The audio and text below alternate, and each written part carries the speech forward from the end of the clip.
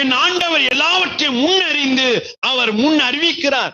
சூழ்நிலை அனுமதித்து ஆண்டவர் வனாந்தரத்தின் பாதையில நம்மை நடத்தி என் இருதயத்தில் உள்ளதை நான் அறிந்து கொள்ளும்படி அவர் வனாந்தரத்தில் நடத்துகிறார். இந்த உலகத்துல யார் பாக்கியவான்கள்? ஒரு மனிதன் தன்னைத்தான் அறிந்து கொண்டால் அவன் மிகப்பெரிய பாக்கியவான். அவன் தான் சாதிக்கக்கூடியவனா இருப்பான். அவன் தான் தேவனுடைய இருதயத்தை கவரக்கூடியவனா இருப்பான். அவன் தான் இந்த உலகத்தில் தேவனுடைய சித்தத்தை செய்யக்கூடியவனாக, தேசத்தில் எழுப்புதல் அக்கினியை கொண்டு வரக்கூடியவனா இருப்பான்.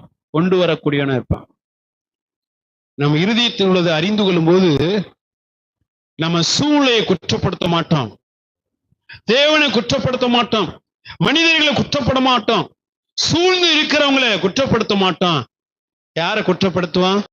நம்மைத்தான் குற்றப்படுத்தும். வேற யாரும் காரணம் இல்ல. எனக்குள்ள இருக்கக்கூடிய ஜென்ம குணம் தான்